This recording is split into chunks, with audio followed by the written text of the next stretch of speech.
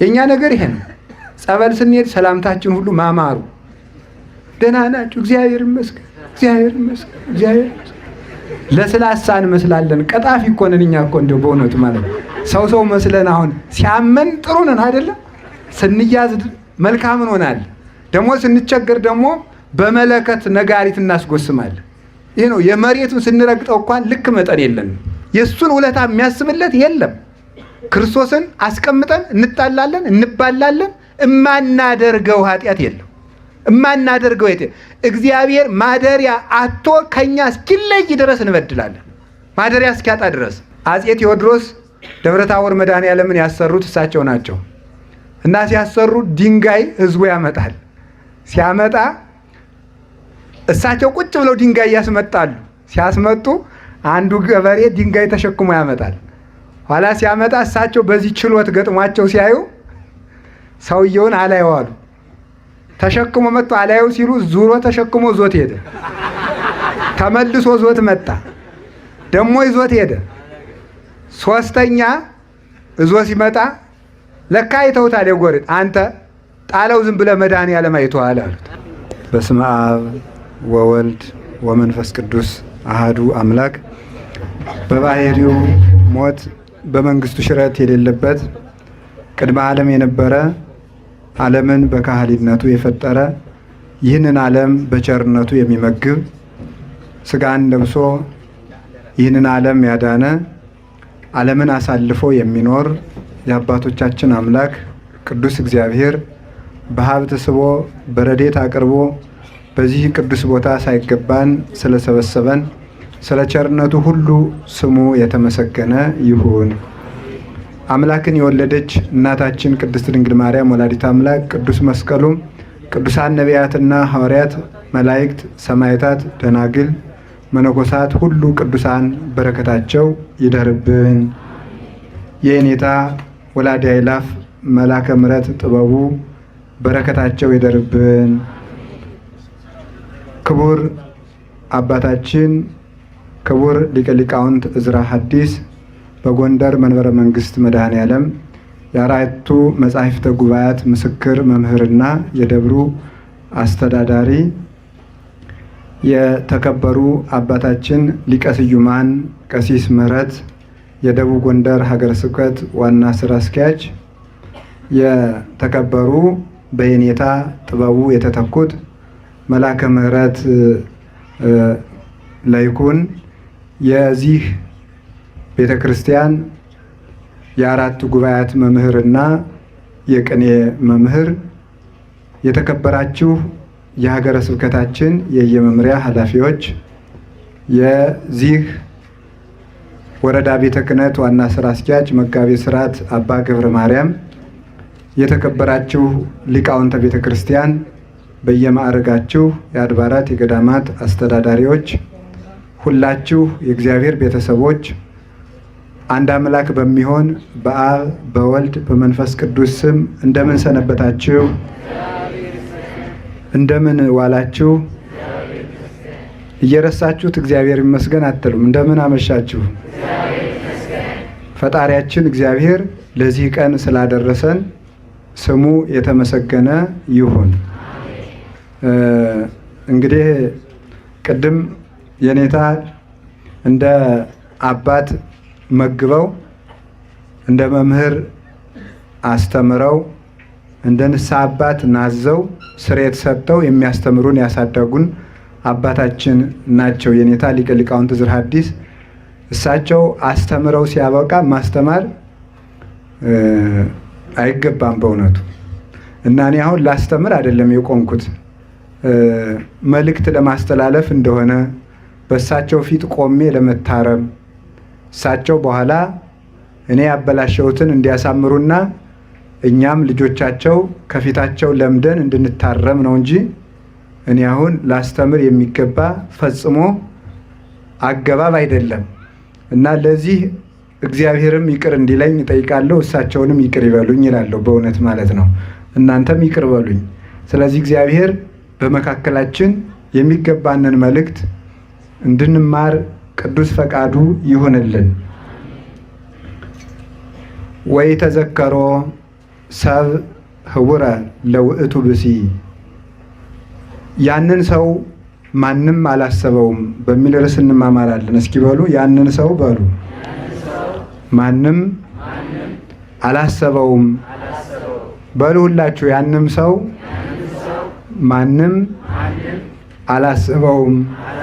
ሶስተኛ በሉ ያንን ሰው ማንም አላሰበውም።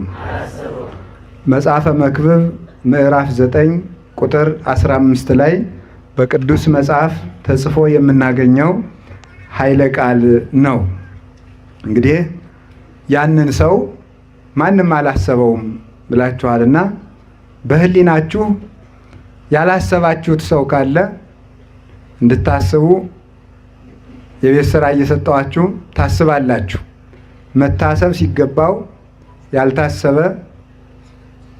አንድ ሰው አለ ይላል በመጽሐፍ እና ምንድን ነው ያልታሰበው? ያ ሰው ማን ነው?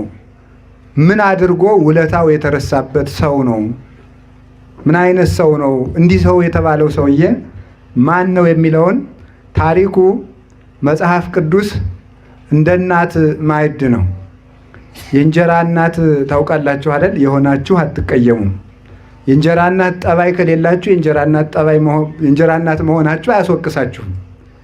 እና የእንጀራ እናት ስትሰጥ ለልጁ የሰጠችውን መጠን ባሏ እንዲያውቅላት አስጥታ ነው የምትሰጠው፣ ገልጣ ማለት ነው። እናት የሆነች እንደሆነ ግን በትንሽ እንጀራ ብዙ ነገር ጠቅልላ ትሰጠዋለች። ቅዱስ መጽሐፍ በጥቂት ኃይለ ቃላት ብዙ ምግቦችን ጠቅሎ የያዘ ነው። እንዲህ ተብሎ የተነገረለት ሰው ታሪኩ ከ4 መስመር የማይበልጥ ሰው ነው፣ ግን የተረሳ ማለት ነው። በቅዱስ መጽሐፍ እንደተመዘገበልን እንደተጻፈልን ሰው ከሚሰራቸው ታላላቅ ኃጢአቶች አንዱ ውለታ መርሳት ነው። ውለታ መርሳት በጣም ከባድ ኃጢአት ነው። በራእየ ዮሐንስ 7ቱ አርእስተ ኃጣውእ ወይ ደግሞ 7ቱ የዘንዶው ቀንድ ተብለው የተነገሩለት የዘንዶው 7 ቀንድ አለው የተባሉት እነዚህ ቀንዶቹ 7 ኃጢአት ናቸው። ከ7ቱ ኃጢአቶች አንዱ ውለታ መርሳት ነው። ውለታ መርሳት በሕይወታችን ውስጥ ብዙ ውለታ የዋሉልን ሰዎች አሉ። ከልጅነታችን ጀምረን ስናስበው የመጀመሪያውን ውለታ እናታችን ትወስዳለች።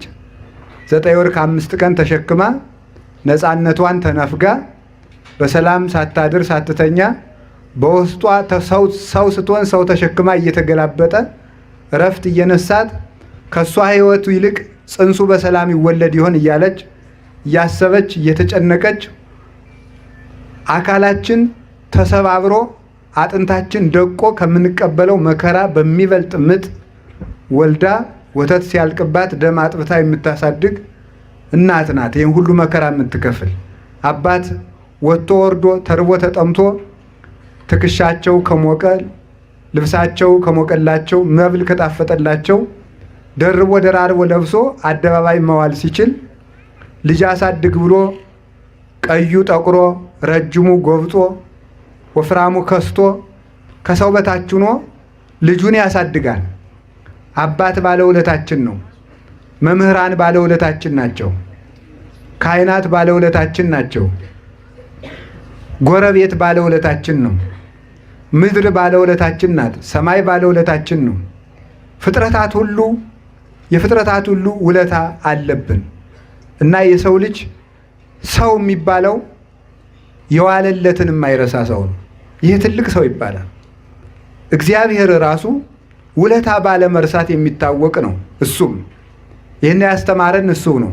ታሪኩን ልንገራችሁና ወደ ትምህርቱ እንሄዳለን። እንዲህ ይላል፣ ወናሁ ዘንተ ርኢኩ እምታይተ ፀሐይ ጥበበ፣ እነሆ ከሰማይ በታች አንዲት መልካም የተሻለች ነገር አየው፣ ይህችውም ጥበብ ናት። ከሰማይ በታች ታላቅ ነገር ያማረች ነገር አየው፣ ያችም ጥበብ ናት ይላል። ከሰማይ በታች ትልቁ ነገር ምንድን ነው? ጥበብ ነው። ሀብት ያለው ሰው ጥበብ ከሌለው ለሌባ ለወንበዴ ዘርቶት ይሄዳል።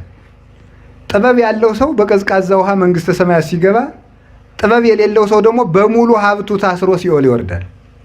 ሀብትም ጥበብ ያስፈልገዋል። ሰለስቱ ምዕት በፍትህ መንፈሳዊ ባለጸጋ ብትሆን ጥበብ የሌለህ ሰው አትሁን፣ ጥበብ ከሌለህ ጥቅም የለውም ይላል። ሁሉ ነገር ትዳር ጥበብ ያስፈልገዋል። ሳያውቅ የገባ ሰው ሳያውቅ ይወጣል። ንግድም ጥበብ ያስፈልገዋል። ምግብም ጥበብ ያስፈልገዋል። ሁሉ ነገር ጥበብ ያስፈልገዋል። አነዋወር፣ አነጋገር ሁሉ ጥበብ ያስፈልገዋል። ግባ ማለትና ግባ ማለት ልዩነት አለው አይደለም? ይኸው በዚህ ጠብ ይመጣል ማለት ነው። በአነጋገር ችግር ማለት ነው። ፊደሉ አንድ ነው፣ ንባብ ባለማሳመር ማለት ነው። ይህም ጥበብ ያስፈልገዋል። ሁሉ ነገር ልብስ ጥበብ ያስፈልገዋል። አጠቃላይ መውጣት መውረዳችን ሁሉ ጥበብ ያስፈልገዋል። የሚጽፍም በጥበብ ነው፣ የሚናገር በጥበብ ነው፣ የሚበላም በጥበብ ነው፣ የሚጠጣም በጥበብ፣ ሁሉም በጥበብ ነው፣ የሚኖር በጥበብ ነው። ስለዚህ ይሄንን ከሰማይ በታች ትልቅ ነገር ምንድን ነው ጋር ጥበብ ነው። ደስታም ጥበብ እኮ ያስፈልገዋል። ደስታ እንኳን ሐዘን ደስታ ጥበብ ያስፈልገዋል። ልቅሶም እኮ በጥበብ ነው የሚደረገው። ጥበብ የሌለው ሰው ልቅሶ ያውቃል? አይቻልም። ሰርግ ቤት ተሄዶ ይለቀሳል? አይለቀስም። የልቅሶም ቦታ አለው፣ የደስታም ቦታ አለው። ሁሉም በቦታው ነው የሚደረገው። አሁን ያለ ልክ ዝም ብሎ ወዲያና ወዲህ እያሉ ቢያለቅሱት መሰበርም አለ። ኤሊን ታውቁታላችሁ? ታቦተ ጽዮን ተማረከች ሲሉት አዳንቄ ያለቅሳለሁ ሲል የገዛ ወንበሩ ጥሎት ተሰብሮ ሞተ። ማለት አዳንቆ ማለቀስም ችግር ነው። እዚህ ዳጋ እስጢፋኖስ አጽማቸው ያሉ ነገስታት አሉ። ከገዳሙ አጽማቸው በዳጋ እስጢፋኖስ ካረፉ ነገስታት አንዱ ንጉስ አዞር የሚባል አለና የ6 ሰዓት ንጉስ ነው። እስከ 6 ሰዓት ነው የነገ በኢትዮጵያ ታሪክ የ6 ሰዓት የንግስና ታሪክ ያለው ንጉስ እሱ ብቻ ነው። የሞተ በምንድን ነው ካላችሁ በደስታ ነው። ነግሶ ራቅ አድርጎ ህዝቡን ራቅ አድርጎ ቢደሰት እኮ ጥሩ ነበረ። ሰው ሁሉ እንኳን ደስ ያለ እያለ መጥቶ ሲሰፍርበት ትንፋሽ አጥሮት ሞተ።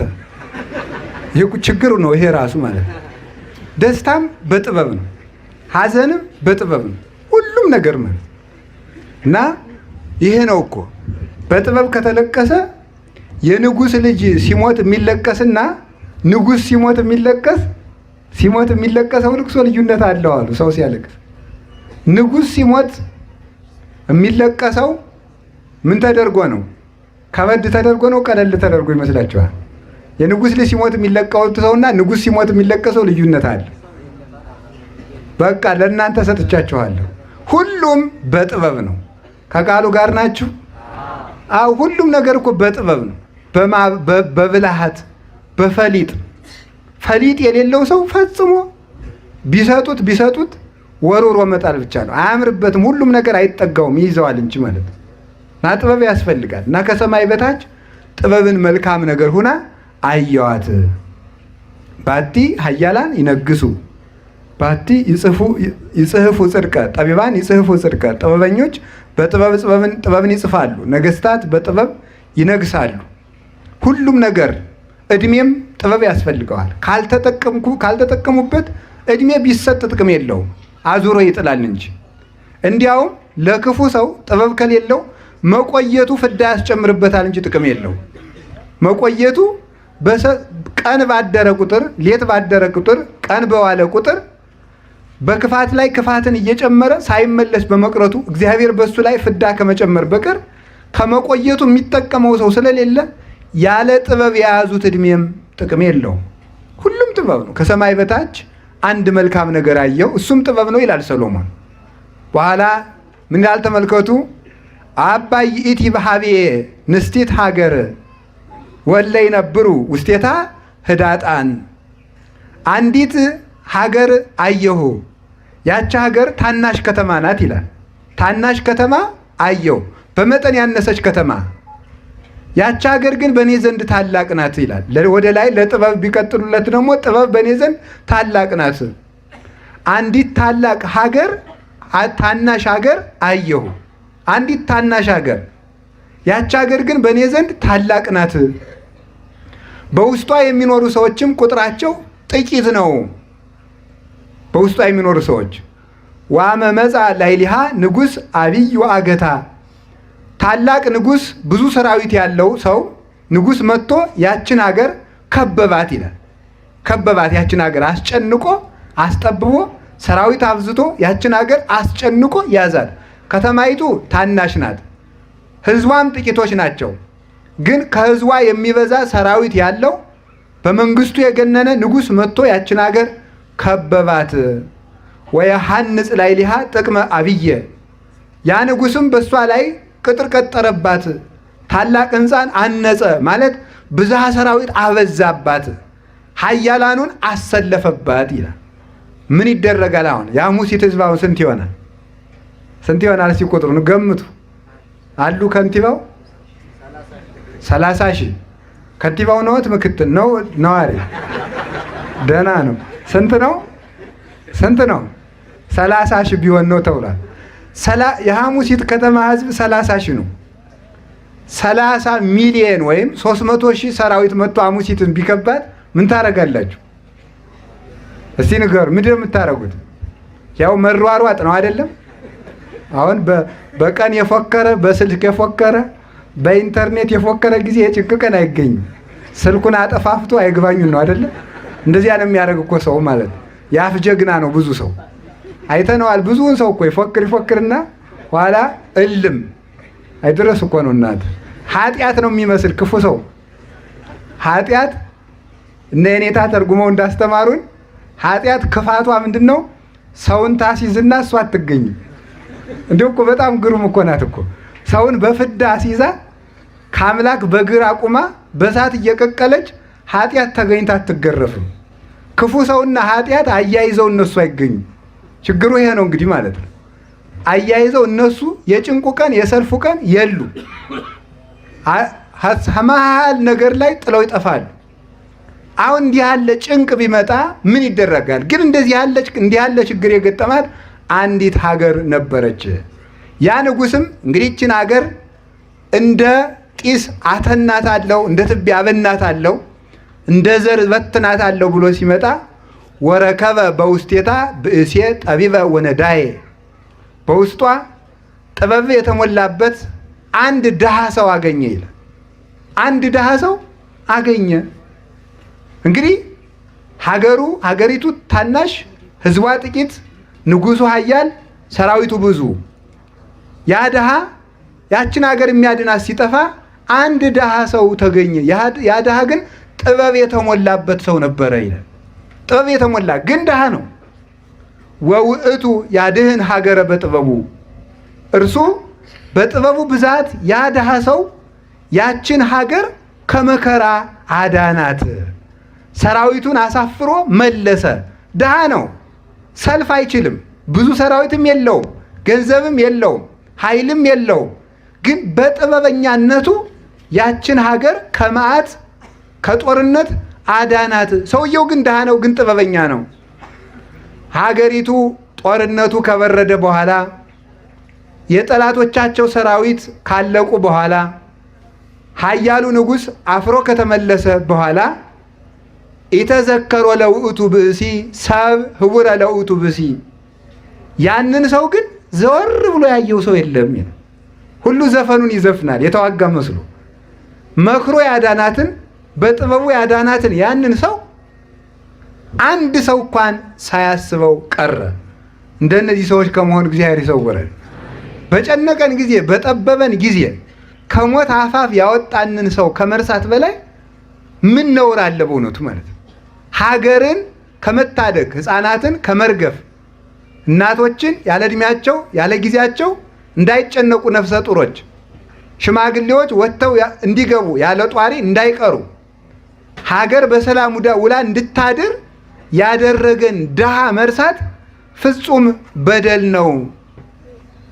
ወአንሰ እብየ ትሄይስ ጥበብ እምኃይል እንተ ትትሜነን፣ እኔ ግን ከኃያል ሰው ይልቅ ከጉልበተኛ ሰው ብርታት ይልቅ ጥበብ ትሻላለች እላለሁ። በሌሎች በትዕቢተኞች የተናቀች ጥበብ መልካም ናት ብዬ እናገራለሁ ይላል ሰሎሞን። ወደ ታሪኩ ልምጣላችሁ። ከቃሉ ጋር ናችሁ? እግዚአብሔር ከሁላችን ጋር ይሁን። እነዚያ ሰዎች በጣም ጥሩ አድርገዋል አላደረጉም? አቤት! እነዚህ ሰዎች ጥሩ አላደረጉም የምትሉ መስቀል አድርጋችሁ ቀኝ እጃችሁን አውጡት። እነዚህ ሰዎች ጥሩ አላደረጉም የምትሉ በሉ። ጥሩ አላደረጉም። እንዴት ሀገሪቱን ያዳናትን ሰው እንዴት ይረሱታል? ጥሩ በሉ እንጂ በደንብ አድርጉት። በደንብ አድርጋችሁ አውርዱ። እነዚያ ሰዎች ማን እንደሆኑ ነግራችኋለሁ። የሆኑ ሰዎች ናቸው። በሆነ ሀገር የሚኖሩ የሆኑ ሰዎች ናቸው። ያዳናቸውን አንድ ድሃ ሰው ግን ጥበብ የሞላበት ባለጸጋን የረሱ። ይሄ የመጀመሪያው ሕዝቅያስ ይባላል። እስኪ በሉ ሕዝቅያስ ይባላል። ታሪኩን አልተርከውም። ሕዝቅያስ ሰናክሬም የሚባል ንጉሥ በመጣበት ጊዜ እንደ ሰናክሬም ያለ ሰራዊት የሌለው ውጊያ የማያውቅ በኃይል ያልበረታ በታናሿ ሀገር በጥቂቷ አውራጃ በኢየሩሳሌም የነገሰ የታላቁን የፋርሱን ንጉሥ ሰናክሬምን እንኳን ለመግጠም ከሱ ጋር ለመነጋገር እንኳን አቅምና ብርታት የሌለው የአንዲት ክፍለ ሀገር ንጉሥ የነበረ ሕዝቅያስ ይባላል። ትንቢተ ኢሳይያስ ምዕራፍ 38 ላይ ታሪኩን ታገኙታላችሁ። ይሄ ሰናክሬም 185,000 ወታደር ይዞ የመጣ ሰው ነው። 185,000 ወታደር ይዞ የመጣ እስራኤል ደግሞ እንደ አሙሲት ያለች ናት። ምንም እንዲሁ ዝም ብላ ቁም ነገር የሌላት ማለት ነው። አይ አሙሲት ቁም ነገር የላትም አላልኩም። ያችን ሀገር ነው ያልኩኝ እኔ ማለት ነው። ያች ሀገር ቁም ነገር የሌላት ወይ ኃይል የላት እንደዚህ ያለች ሀገር ነበረች። ሰናክሬም በሙሉ ሰራዊቱን እንደ ጎርፍ አፍዝቶ እንደ ተራራ አቁሞ በቁጣ ያለ ምሕረት ያለ ርኅራኄ መጣ። ግብሬን ገብር ለጣዖትም ስገድ ብሎ በሕዝቅያስ ላይ ላከበት። እዚያ በኋላ የወርቅ ወንበር አሰርቶ ይህንን ልኬልሃለሁ፣ ወደፊት እገብራለሁ፣ ይህንን ይዘህ ተመለስ ብሎ መልእክት ላከበት። የ7 ዓመት ግብሬን አግባ፣ ይሄ 1 ዓመትም አይሞላም አለ። አይ እንግዲህ ወዲያስ የለኝም አለው። ገጠሙ። መጣ ሰናክሬም እየደነፋ ማለት ነው። ሀገሪቱ እንዳትድን ሰራዊት የላት፣ ጉልበት የላቸው፣ አቅም የላቸው። አንድ ምስኪን ማን ተገኘ? ንጉሳቸው ያው ሕዝቅያስ ነው። ሕዝቅያስ ገብቶ ነቢዩ ኢሳይያስን አማከረው። እንዲህ ያለ ነገር ሆኖብኛል አለው። እንዲህ ያለ ነገር ሆኖብኛልና እንዲያው ምን ላድርግ አለው። ከታቦተ ጽዮን ገብተህ አልቅስ፣ እግዚአብሔር ኃይል ይልክልሃል አለው። ገብቶ እግዚአብሔር ኃይል አለኝ ሲሉት ካለህማ ሲደክምህ እመጣለሁ ብሎ ጥሎ ይሄዳል። የለኝም ሲሉት ግን እግዚአብሔር በኃይል ይረዳል። ኃይል የለኝም ሲል ሕዝቅያስ እግዚአብሔር ገብቶ ረዳው። በማን? በነቢዩ በኢሳይያስ ረዳውና በአንድ ቀን ሕዝቅያስ ሰራዊት ሳያደራጅ የጦር መኮንኖች ሳይበረቱ ሰልፉ ሳይሞቅ ራሱ ቅዱስ ሚካኤል የብርሃን ሰይፉን ጋት ያህል መዞ ለሰናክሬም ወታደሮች ቢያሳያቸው 185,000 የሰናክሬም ወታደር ደም ጎርሶ ወድቆ አደረ። ቆይ ሰዓት እንዳያልቅ እንደዚህ አድርጎ ያን ሁሉ አርግፎት አደረ። እግዚአብሔር ኃያል ነው። እግዚአብሔር ኃይልየ ወፀወኔየ ውእቱ የከልቦቱ። እግዚአብሔር ብዋጋ ጉልበቴ ነው፣ ጋሻዬ ነው፣ ብሮጥ መሸሸጊያ ነው። በአምላኬ የተአደው አለ አረፍት ይላል ቅዱስ ዳዊት። በአምላኬ በእግዚአብሔር ኃይል ቸርነት ቅጥሩን ዘልየው እሄዳለሁ ብሎ ይናገራል። የማይቻል ነገር ነው። አሁን አንድ ሰው በአምላኬ የተአደው አለ አረፍት። አሁን ግድግዳና ጣራ ዘሎ ማለፍ ለሰው ልጅ አይቻልም። እግዚአብሔር ካለ ይቻላል። የማይቻለው ተችሎ እስራኤል አሸነፉ። ራሱ ሰናክሬም ማን ነው? ተመልከቱ። በመኑ ተወኪለከ አለው ከኒ እያለ ሕዝቅያስ በማን ተመክተህ ነው እንዲህ የምታደርግ?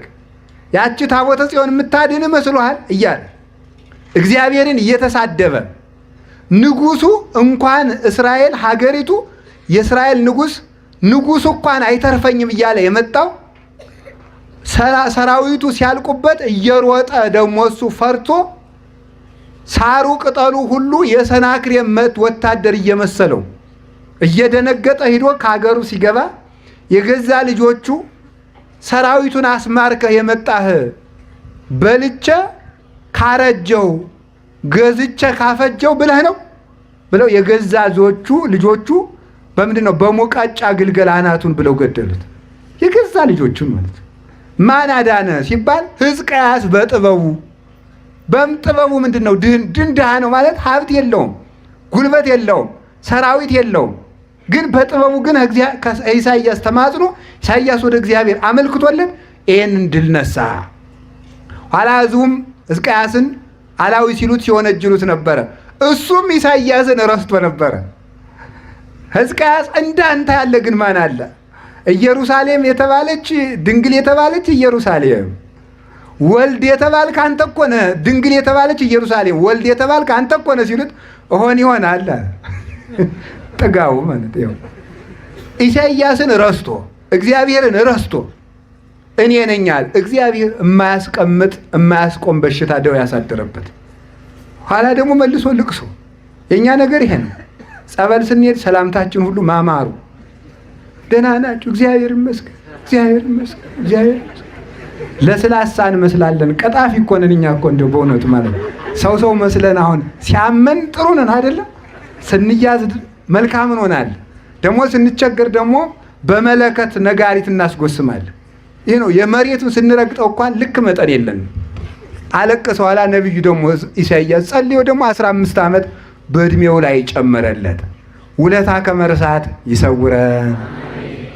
ሌላው ደግሞ ውእቱ ብሲ ያንን ሰው ማን አላሰበውም የተባለ ራሱ መድኃኔ ዓለም ነው። እሱ መድኃኔ ዓለም ኢየሱስ ክርስቶስ ነው። ታናሽ ሀገር የተባለች አዳም ከነልጆቹ የሰው ልጅ ነው። ታላቅ ግንብ የገነባ ሰራዊት ያቆመ ዲያብሎስ ነው።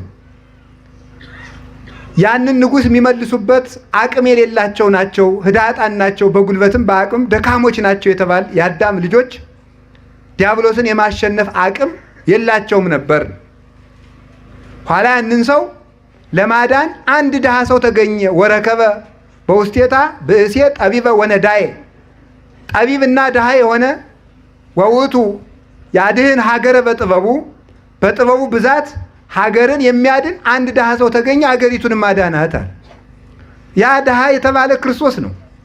እንዘባይል ውእቱ እምኩሉ አንደ ርሶ እምኩሉ ከመትበአሉ አንትሙ በንዴተ ዚአሁ በእርሱ ባለጸግነት ድህነት እናንተ ባለጸጎች ተሆኑ ዘንድ ከሁሉ ባለጸጋ ሲሆን ራሱን ድሃ አደረገ ተብሎ የተነገረለት ወነሳ አርአያ ገብር ተብሎ የተነገረለት የተገዥ የባሪያን መልክ ይዞ የመጣ ኃያል ሲሆን ድኩም ምሉ ሲሆን ውሱን ሁኖ የመጣ እሱ ስፉ ሲሆን ተወስኖ ረቂቅ ሲሆን ገዝፎ የመጣ ኃያል አምላክ ስለኛ በፈቃዱ እየተራበ በፈቃዱ አንድ ልብስ ለብሶ በፈቃዱ በዚህ ዓለም ተመላልሶ ደክሞ ወጥቶ ወርዶ ዓለምን የታደገ ራሱ ኢየሱስ ክርስቶስ ነው።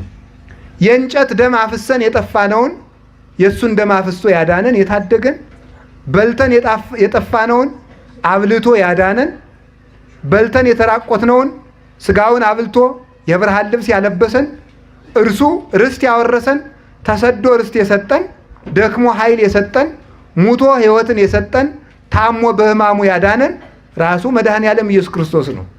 እርሱ ነው። ጥበበኛ ነው። ዲያብሎስ በጥበቡ ዲያብሎስ ተተንኩሎ እባብ ለብሶ ሔዋንና አዳምን እንዳጠፋ መድኃኔ ዓለም ደግሞ በስጋ ብእሲ የሰውን ስጋ ለብሶ ከዲያብሎስ ተሰውሮ ዲያብሎስን ድል የነሳ ዓለምን ከፈጠረበት ጥበቡ ዓለምን ያዳነበት ጥበቡ ይበልጣል ተብሎ እንደተነገረለት ይህንን ዓለም ራሱን ድሃ አድርጎ በጥበቡ የፈወሰ ያዳነ መድኃኔ ዓለም ኢየሱስ ክርስቶስ ነው። ያንን ሰው አቅም ሳይኖረን የደረሰልን እርሱ ነው። ያንን ሰው ማንም አላሰበውም ማለት ክርስቶስን የሚያስበው ሰው ጠፋ ማለት ነው። ይኸውላችሁ ክርስቶስን የሚያስብ ሰው ፈጽሞ የለም ዛሬ። አላችሁ? ከቃሉ ጋር ናችሁ? እግዚአብሔር ከሁላችን ጋር ይሁን። የእሱንና የእኛን አስታውሱት።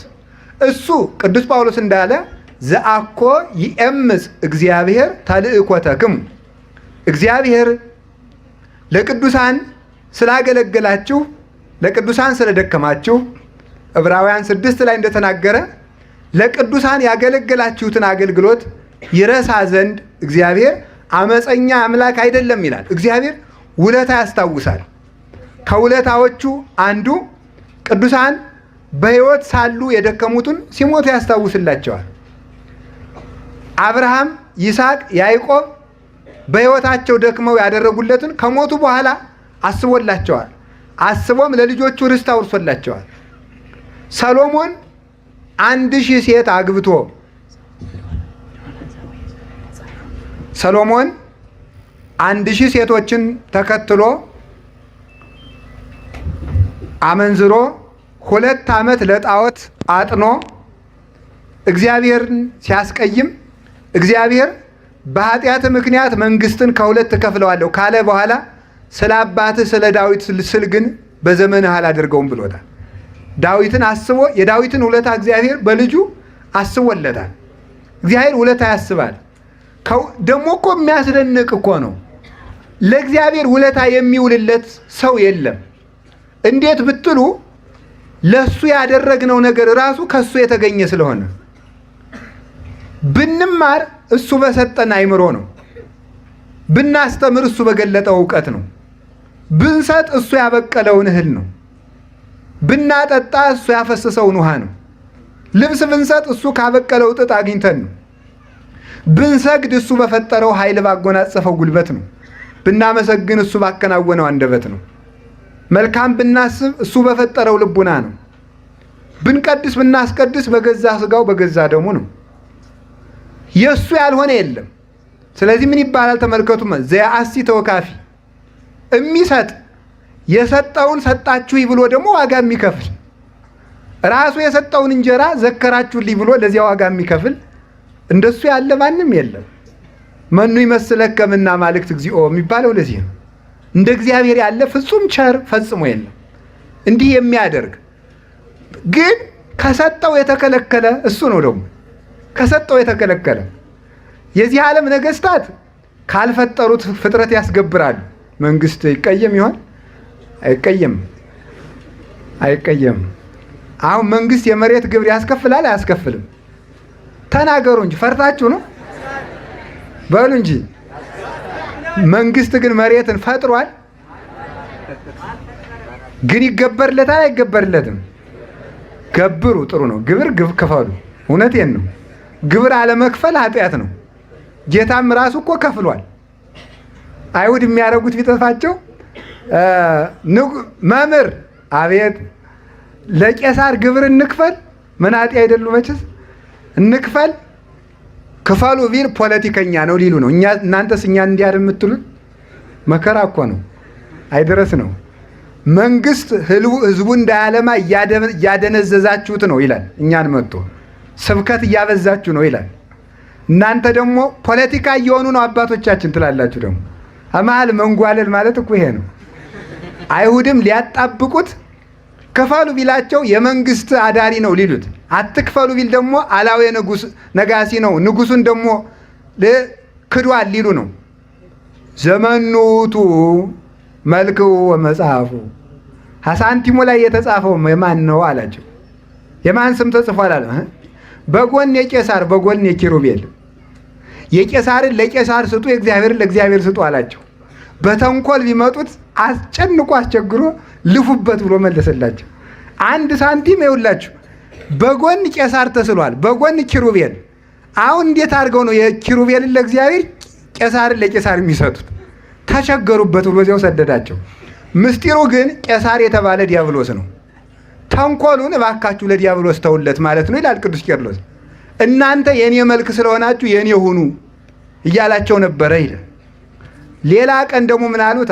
እሺ በጥያቄ ብንጠይቀው አልተቻለንም፣ በተግባር እንጠይቀው ብለው ለቅዱስ ጴጥሮስ ጠጋሉና መምህራችሁ ግብር የማይከፍል ለምንድን ነው አሉ። ይሄ ተንኮል ነው። መምህራችሁ እንዴት ግብር የማይከፍል እንደዚህ ተብሏል አለው ቅዱስ ጴጥሮስ። እንዲህ አላቸው፣ ደቀ መዛሙርትስ ለምን ግብር አይከፍሉም? የነገስታት ልጆች ይገብራሉ ወይስ ያስገብራሉ? አይ ያስገብራሉ እንጂ አለው። እንግዲያ አሉት፣ እንግዲያ የንጉሠ ሰማያት ወምድር የእግዚአብሔር አብ የባሕሪ ልጁ እኔ እገብራለሁ አስገብራለሁ እንጂ። ግን ከመይታወኩ ህዝብ፣ እሱ መቼም ለህዝብ የኖረ አምላክ ስለሆነ ህዝቡ ከሚታወኩ ብሎ ቅዱስ ጴጥሮስን ሂድና ባሕር አሳ ዘመተህ ገብር አለው። ቅዱስ ጴጥሮስ በለመደው ሙያው አሳ ሊያጠምድ ሄደ። ብልሃቱ ግን እኔ ባሕር የምትገብርልኝ አምላክ ነኝ እያላቸው ነው። እኔ ባሕር የምትገብርልኝ ሲሆን እናንተ ግን ገብር ትሉኛላችሁ። ግብር ከባሕር አስወጥቶ ግብር ከፈለ ክርስቶስ። ከፍሏል፣ ክፈሉ ብዬ ነው ግብር። ወደ ቁም ነገሩ ግን ስንመጣ መንግስት፣ ዋናው ነገር መንግስት ያልፈጠረውን ያስገብራል ነው ሐሳባችን። እግዚአብሔር ግን በፈጠረው ፍጥረት የሚሰጠው የለም። እሱ ፈልጉ ማር ሰጥቶ ውሃ የዘከረ ይላል። እንዲያው እኮ ጽሑፍ ጥቅ እኮ ነው። ማር የዘከረ ቢል እኮ የሚጸድቅ ድሃ አይገኝም። ዘውሃ በጽዋ ማይቆሪር ነው ያለሱ። ቀዝቃዛ ውሃ የሰጠ ወተት ሰጥቶ ውሃ የዘከረ ይላል። አይ ይቅር፣ ደህና ነው፣ ደህና ነው። አሁን ማር ሰጥቶ ውሃ የሚለምን ቀዝቃዛ ውሃ የሰጠ እግዚአብሔር፣ በእውነቱ እግዚአብሔር ያሳያችሁ፣ ክርስቶስ ያመልክታችሁ። እሱ ማር ሰጥቶ ማር ስጡኝ አላለም። ወተት ሰጥቶ ወተት ዘክሩ አላለም። ውሃ የዘከረ አለ። ድሃ የሚያገኘውን ማለት ነው። በዚያ ቀዝቃዛ ውሃ ምራችኋለሁ አለ። ልብ በሉ፣ እሱ ቀዝቃዛ ውሃ የዘከርነውን ዝክር ውለታ አስታውሶ እያዳነ፣ እሱ ግን ደሙን ሰጥቶ የእሱን ውለታ የሚያስብለት የለም። የገዛ ደሙን ሰጥቶ የገዛ ስጋውን ቆርሶ ሰጥቶ የእሱን ውለታ የሚያስብለት የለም። ክርስቶስን አስቀምጠን እንጣላለን፣ እንባላለን። እማናደርገው ኃጢአት የለም። እማናደርገው እግዚአብሔር ማደሪያ አቶ ከኛ እስኪለይ ድረስ እንበድላለን። ማደሪያ እስኪያጣ ድረስ አላችሁን? እግዚአብሔር ከሁላችን ጋር ይሁን። የእሱን ቸርነት አስበን ከኃጢአት እንድንመለስ እግዚአብሔር ይርዳን። አላችሁ የላችሁም? እግዚአብሔር ከሁላችን ጋር ይሁን። ስለዚህ የመድኃኔ ዓለሙን ውለታ ካሰብን ከኃጢአት መውጣት እንችላለን። ከኃጢአት ባርነት እግዚአብሔር ያውጣን፣ እግዚአብሔር ያውጣን። እና አሁን ደሙን ሰጥቷችሁ እናንተ አሁን የሳንቲም ድቃቂ የልብስ ላቂ ሰጥታችሁ ስትመጻደቁ አይገርማችሁ? እውነቴን እኮ ነው። ስትመጻደቁ ማለት ነው። ሰው እያያችሁ የምትሰጡ፣ ሰው ካላያችሁ ማትሰጡ፣ እልል ካልተባለላችሁ ማትሰጡ፣ ውለታችሁ ካልተዘረዘረ ማትሰጡ፣ የዚህ ሀገር ሰው ለጋስ ነው ካልተባላችሁ ደስም አይላችሁ። ባለፈው አንድ ቦታ የተናገርኩት አንድ ታሪክ ልናገር። አፄ ቴዎድሮስ ደብረታቦር መድኃኔ ዓለምን ያሰሩት እሳቸው ናቸው። እና ሲያሰሩ ድንጋይ ህዝቡ ያመጣል። ሲያመጣ እሳቸው ቁጭ ብለው ድንጋይ ያስመጣሉ። ሲያስመጡ አንዱ ገበሬ ድንጋይ ተሸክሞ ያመጣል። ኋላ ሲያመጣ እሳቸው በዚህ ችሎት ገጥሟቸው ሲያዩ ሰውየውን አላየው አሉ። ተሸክሞ መጥቶ አላየው ሲሉ ዙሮ ተሸክሞ ዞት ሄደ። ተመልሶ ዞት መጣ፣ ደሞ ይዞት ሄደ። ሶስተኛ እዞ ሲመጣ ለካ አይተውታል። የጎሪጥ አንተ ጣለው ዝም ብለህ መድኃኔ ዓለም አይተዋል አሉት። ዝም ብለህ ተው መድኃኔ ዓለም እያየህ ነው አሉት። ስለዚህ እኛ ምጽድቃችን እንዲያው በእውነቱ ማለት ነው ደም እንዲያውም ይሄን ቀዝቃዛ ውሃ የሚለውን ቅዱስ ቄርሎስ ተረጉም ለክርስቶስ እንኳን ገንዘብ ዓይንን አውጥቶ መስጠት እንኳን ከቀዝቃዛ ውሃ አይሻልም። ለምን? ምክንያቱም መንግስተ ሰማያትን ገብተን የምንኖረው ጸጋና ደስታ ዓለም ከተፈጠረ ጀምሮ ዓለም እስከሚጠፋ ድረስ ያለ የሰው ልጅ ከነገንዘቡ ደሙን ጨምሮ ቢከፍል አንድ ሰዓት መንግስተ ሰማያትን ትክ ብሎ ለማየት እንኳን አይመጥንም ነው የሚለው። ያንን ደስታ ለማየት ለገዛ ራሳችን ብለን ነው በእውነቱ ማለት ነው። ያና እሱ እነግስ ኃይል ንጉስ፣ እጽድቅ ኃይል ጻድቅ፣ እከብር ኃይል ክቡር ነው። ተሰቅለ በእንቲያ ነው ለእኛ ብሎን ያን ሁሉ መከራ የተቀበለ ሰው የገዛ ሀገሩን የገዛ መንግስተ ሰማያቱን ለሚገዛበት ነገር ስስት ቢይዘው ምን ትሉታላችሁ? እንዲያውም ቅዱስ ዮሐንስ አፈወርቅ እንዲህ ይላል በተግሳጹ፣ አንተ ሰው ይቺ ሀገር ዘንድሮ ትጠፋለች ብትባልና ያቺ ማዶ ሀገር ደግሞ ዘንድሮ አትጠፋም ቢሉ ቤት የምትሰራው የትኛው ሀገር ነው ይላል። የትኛው ላይ ነው የምትሰሩት? በሉ ንገሩኝ እስኪ በሉ እንጂ። አቤት የማይጠፋው ሀገር ነው አይደል? ታዲያ በመንግስተ ሰማያት ቤት ስራ ሲሉ ለምን ትዘገያለህ? በሚጠፋ ዓለም እየማሰንክ በማይጠፋው ዓለም አይዳው ድኩማት ያሐንጻ እሎንተ አብያተ ይላል። ለድሃ የሰጡት እንጀራ ነው እኮ ከሄዶ ከሰማይ የብርሃን ቤት የሚሰራ። ለክርስቶስ የሰጧት አንዲት ጠጠር እኮ ናት የሰማይ ቤት የምትሰራ። ሶፋው እኮ ቤት አይሰራም እኮ ተጎልቶ ነው የሚቀር። እዚህ ገንዘብ ቀበሮ እኮ ነው። እናንተ ኪስ የነበረው ገንዘብ እንደ ገንዘብ ያለ ጨካኝ ባይድ የለም። ሰውየውን ገለው ሲወስዱት እስኪ ተውትም አይል ሐሞቀ ኪስ እየሄደ የሚጎለት ማለት ነው። ገንዘብ እኮ ነው ይሄ ማለት ነው። መገደያ መጥፊያ እኮ ነው ማለት ነው። ያወቀበት ደግሞ ይድንበታል፣ ይጸድቅበታል። ይሄንን ነው ያንን ድሃ ያሰበው የለም የተባለ የክርስቶስን ቤተክርስቲያን የሚያስባት የለም። መሮጥ መሮጥ መሮጥ መሮጥ መሮጥ መሮጥ ሲደክም ተመልሰህ ስትመጣ እግዚአብሔርን የምታገኘው አይምሰልህ። እግዚአብሔር አሁን የሚገኝ አምላክ ነው። የእግዚአብሔር ቸርነት ከመርሳት እግዚአብሔር ራሱ ይጠብቀን። ሶስተኛ በቃ የትምህርት የመጨረሻ ይሄ ነው።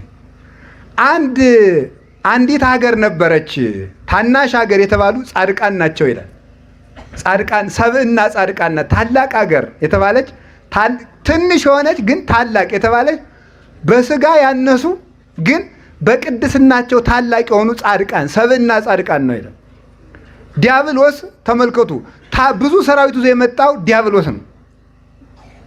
ከዚያ በኋላ በጥበባቸው ሀገር ያዳኑ የተባሉ ሀገር ሰውነታቸውን በጾም በጸሎት በፍቅር በትትና በትዕግስት ጥበብ ሰውነታቸውን ከዲያብሎስ ወረራ ያዳኑ ጻድቃን ናቸው። እንደገና በገዛ ጸሎታቸው ሀገር የታደጉ ጻድቃን ናቸው። እነዚህን ጻድቃን መርሳት ከመርሳት በላይ በደል የለም። ያንን ሰው ግን ያሰበው የለም። ራሱን አደሂቶ በጥበቡ ሀገርን ያዳነ መልካምን ጻድቅ ሰው ሰማዕትን ሰው መርሳት በእግዚአብሔር ዘንድ በደል ነው። በእግዚአብሔር ዘንድ ታላቅ በደል ነው። ኢትዮጵያውያን የምንታወቀው ውለታ ባለመርሳት ነው። አንድ ውለታ የረሱ ሰው ላስታውሳችሁ። ሁለት ልጆች ናቸው። ኦሪት ዘጸአት ምዕራፍ 2 የሚገኙ እነዚያ ሰዎች የአንዲቱ የሙሴ ሚስት ናት፣ አንዷ እህቷ ናት። ሙሴ ከፈርዖን ተሰዶ ሲሄድ እነዚያ ሴቶች ልጆች በግ ጠባቂ ናቸውና በጎቻቸውን ሊያጠጡ ወደ ውሃ ጉድጓድ መጡ።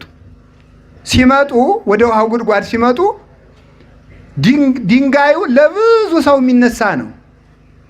የሚነሳ ነው። ኋላ እረኞቹ እየገፉ ያጠጡባቸዋል። ወገጭ እያሉ ሴት ስለሆኑ ጉልበት የላቸውም ብለው ያጠጡባቸው። እነዚያ ልጆች ይቁለጨለጫሉ። ኋላ ተመልከቱ፣ ክንደ ብርቱ ማን መጣ? ሙሴ። ኃያል ነው ደግሞ ክንዱ፣ ቀላል አይደለም። የሙሴ እጅ ቢማታም አድቅቆ ይጥላል። እንኳን ተማቶ ተሸክመውት እንኳን አይቻልም። በጣም ኃያል የሙሴ እጅ መጣና ያንን አሳሶ ወደዚያ ሁኑ አላቸው። እዚያ በኋላ አጠጡ።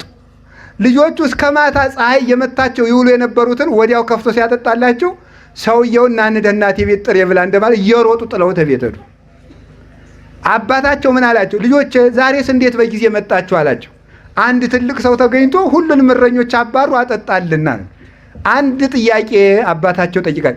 ለምንት ሀደጋሁ ለውእቱ ብእሲ፣ ያንን ሰው ለምን ጥላችሁት መጣችሁ? እስኪ በሉ ያንን ሰው በሉ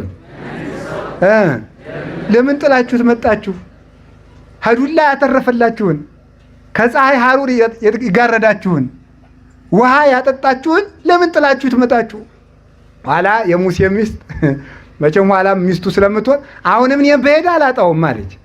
ይዛው መጣች፣ ባላገኘች። እንደ ዋዛ የረሳነው ሰው የህይወታችን መስመር ይሆናል። ጥለነው የሮጥነው ሰው የናቅነው ሰው ማለት ነው። ሙሴ ከዚያ በኋላ አግብቷት ከነዓን እንድትጓዝ አድርጎ ልጆቿም ተተክተውላታል። እኛም የቅዱሳንን የጻድቃንን ውለታ ከመርሳት ይሰውራል። ይሄ ትውልድ በተለይ በዚህ 100-200 ዓመት በተለይ ከማርቲን ሉተር በኋላ የተነሳው ትውልድ ውለታ ቢስ እንዲሆን ሆኗል። ፈላስፎችም የተነሱት በተለይ አሁን በዚህ ዘመን የተነሱት አሁን ዘመናውያን ፈላስፎች የሚባሉት አሁን ዓለማውያን ተመራማሪዎች የሚባሉት ትውልዱ ውለታ እንዲረሳ እናትና አባቱን እንኳን ምን ይላል? እናቴ ለራሷ ስትላገባች በአጋጣሚ ተወለድኩ እንዲል አድርገውታል ማለት ነው። እኔ ለራሳቸው ሲሉ ተጋብተዋል እንጂ ለኔ አስበው እኔን ሲጀመር እንኳን አያውቁኝም፣ ስለዚህ ለኔ አልተጋቡም የሚል ጅል ማለት ነው። እንደዚያ እንዲሆን አድርገውታል። የቅዱሳንን ውለታ ክርስቶስ እንደው ቅዱስ ዮሐንስ አፈወርቅ ዮሐንስ 19ን ሲተረጉም ምንድነው የሚለው? ክርስቶስ እናቱን በሕይወት ዘመን ካገለገላት ይልቅ መስቀል ላይ ሆኖ ያገለገላት ይበልጣል ይላል። ለምን? እናቱን ውለታ አስቦ እናቴን አደራ ብሎ ለዮሐንስ እንዳታስቀይማት ታዘዛት ብሎ ለዮሐንስ የሰጣት ማለት። ስለዚህ እንደውም ምን ይላል? እናትህን በችንካር ላይ ተቸንክረህ እንኳን ቢሆን ውለታዋን አትርሳ ሲል ነው ይላል። እናትህን እንዲያርጋ አትርሳ። እናትን መርሳት መስደብ፣ እናትና አባትህን አክብር ተብሎ ክርስቶስ እድሜ ዘመኗን በዝሙት የኖረች ሴት አንድ ቀን እግሩን በእንባ ስላጠበችው ወንጌል በተናገራችሁ ቁጥር የዚችን ሰው ስም አትርሱ ብሎ ተናግሮ አምላክን በንጽህና ወልዳ አምላክን አጥብታ ያሳደገች የድንግል ማርያም ውለታ ተረስቶ ስትሰደብ ትኖራለች። ህብስት ወልዳ ባጠገበች፣ የህይወት ውሃ አፍልቃ ባጠጣች፣ መድኃኒት ወልዳ በፈወሰችን፣ ህይወት ወልዳ ሞትን ድል በተነሳልን፣ ተሰዳ ርስት ባሰጠችን፣ ጥያቄያችን ባስመለሰችልን ስትሰደብ ትውላለች። በእውነቱ ማለት ውለታ ቢስ መሆን ማለት የእመቤታችን ውለታ ተረስቶ መዝለል ሆነ። በእውነቱ ማለት እንትን አጋር እኔ ነግሬያቸዋለሁ። ይህም መጽሐፍ ቅዱስ እያንጠለጠላችሁ ብትሮጡ መጽሐፍ ቅዱስ ራሱ መጥፊያችሁ ነው የሚሆነው። ምንድን አጋር ገረዷ ጋር ስትኖር ሳራ ምን አለች? ሀጋር ውለድ፣ እኔ መውለድ አልቻልኩም አለች። ሀጋር ወልድ አጋር ስትወልድ ጠግባ ሳራን መናቅ ጀመረች። ይሄ ነው የኛ ነገር ማለት። ናቀቻት፣ ያስጠጋጃትን ገረድ። ኋላ አብርሃም እንዴት ላድርጋት? አባራት፣ ጠግባለች አለው እግዚአብሔር። አጋር ወጥታ ደግሞ ሸፍታ አንድ ቀን ሸፍታ ሄዳለች። ስትሄድ መልአኩ ቅዱስ ገብርኤል ተገኝቶ ምንድን ነው ያላት? ወደ እመቤትሽ ተመለሽ ነው ያላት። እስኪ በሉ ሁላችሁ እንደው ምንድን ነው ያላት ሲጠይቃት፣ እንደው እነንታ ሲተረጉሙት ያስደንቃል። ትርጓሜው ላይ ራሱ ማለት ነው። መልአኩ ቅዱስ ገብርኤል ኩራቷን ለማራቅ የሳራ ገረድ አጋር የት እየሄድሽ ነው አላት። እንዳትኮራ ማለት ነው። ኩራቷ የጠላችሁ ይሄን አልነበረ ሰው አሁን የማርያም ገረድ መሆን አሁን በዛብን። እውነቴን እኮ ነው በእውነቱ ማለት ነው። አሁን ከሰው ቤት ተቀጥሮ እትዬ ጋሼ ብሎ የሚያገለግል ሰርቶ ዝቅ ብሎ የሚበላ ሰው ከፍ ዝቅ ብላችሁ ምን እናውቃችኋለን እኮ በየቢሮው እንዴት ብላችሁ እንደምትቅጠፈጠፉ አለቆቻችሁ ሲመጡ እንዲህ ብሎ የሚኖር የሰው ልጅ የአምላክን እናት አላከብርም ይላል። ይህ ነው የኛ ጥጋባችን ማለት ነው።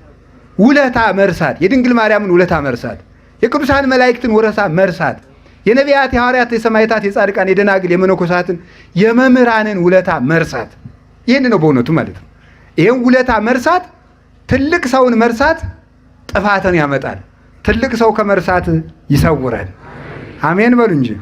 ኢትዮጵያ ሀገራችን ውለታ የማይረሳባት ሀገር ናት። በእውነት እውነቴን ነው የምነግራችሁ። እዚህ ቆማ ፋሲለደስ ታውቁታላችሁ አይደል?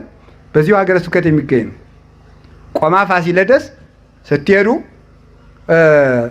ንግስት ወልድ ሳህላ ትባላለች። ያሰራችው የአፄ ፋሲል እናት እና እሷ ቤተ ክርስቲያኑን ለማሰራት ሌላ ቦታ የተወለዱ የእስልምና ተከታዮች ወንድሞቻችንን በሽመና እንዲተባበሯት አምጥታ ነበረ።